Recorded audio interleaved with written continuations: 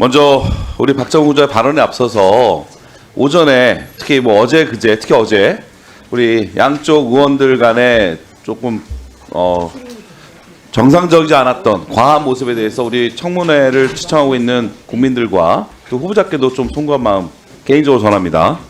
하지만 또 인사청문회니까 제가 다시 한번 정확하게 여쭙겠습니다. 박정우 후보자님, 네. 제가 첫날부터 어제까지 줄기차게 4번에 걸쳐 우리 후보자님께 질의했던 거에 가장 중심 뭔지 아시죠? 후보자님께서 사장이 됐을 경우에 KBS 최대의 위기, 수신료 분리징수뿐만 아니라 국민 신뢰 하락, 보도의 공정성에 대한 국민적 믿음의 추락 중 여러 가지, 특히 구성원들의 되게 많은 다수들이 우리 후보자의 취임을 반대하고 있는 아주 이례적인 상황. 이런 부분에 대해서 이런 위기의 상황에 KBS라는 3,800여 명의 집 가족들과 공영방송의 중요한 기능을 하기 위해서 박정우 후보자가 반드시 확인돼야 될 사항들 몇 가지가 있습니다. 근데 안타깝게도 어제 청문회까지 제가 수신료를 법적 보장하는 이 법률에 대해서 박장범 후보자에게 의견을 물었을 때 어제 후보자는 수신료 안정화가 KBS의 가장 중요한 과제이고 국회에서 법률을 통해 수신료 안정을 위한 제도 개선을 추진한다면 충분히 협의를 할 거지만 하면서 중요한 내용 이렇게 얘기해요. 현재 상황에서는 수신료 분리고지가 된 배경과 최근 헌법재판소 결정을 고려해 대처하겠다. 근데 제가 알기로는 헌법재판소 결정은 시행령으로 분리징수하는 게 문제가 없다라는 결정이었어요. 즉 수신료의 법적 보장이 법률로 굳어진다면 이건 헌재에서의 논의사항이 아닙니다. 이걸로 좀 자꾸만 회피하려고 하는데 자 보십시오. 이번에 수신료 징수 방식을 그래서 시행령이 아닌 법으로 명시하는 24년도 6월 달에 우리 김현 의원께서 대표 발의한 의안번호 2200851 방송법 개정안이 지금 상임위에 계류 중입니다. 논의될 거예요. 그럼 이 개정안에 대해서 이 해당 법률과 관련된 당사자들은 국회에 의견을 냅니다.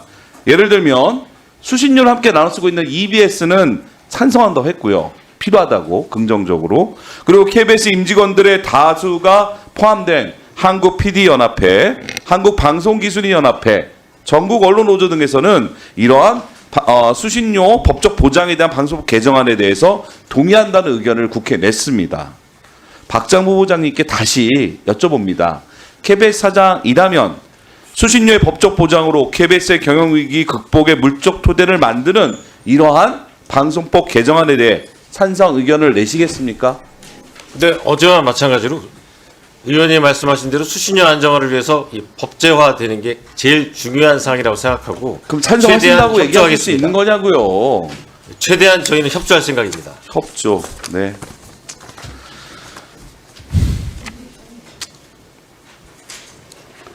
그 후보자는 역시나 본인이 스스로 강조했던 수신료 안정화라는 본인이 30년 다녔고 수장으로서 정말 마지막 기회를 놓친 거예요. 왜 이러한 자리에서 그 말을 못합니까? 의원님 제가 그저 용산이 일방적으로 추진했던 잘못된 결정인 수신료 분리징수에 대해서 조금이라도 눈밖에 나기 싫은 그러한 비겁한 모습밖에 안 보입니다. 지금 매우 저는 사실은 몇 번의 기회를 우리 박장우 후보자와 KBS를 위해서 드렸음에도 불구하고 우리 박장우 후보자는 본인이 직접 썼다고 주장한 경영계획서에서도 그리고 인사청문회 모두 발언에서도 수신료의 징수 안정화는 KBS 제1 과제라고 이야기했는데 아니 같은 수신료로 운영되고 있는 EBS도 찬성 의견을 냈던 거고 또 현재 KBS는 수신료를 건너가 수많은 비용과 인력을 투입하는 이러한 구조적 문제를 갖고 있는데도 KBS 사장 후보자로 이 자리에 쓴 박장범 후보자는 소실 있게 말 한마디 못하는 상황입니다. 의원님 제가 잠깐 설명을 드리면 짧게 얘기하십시오. 네.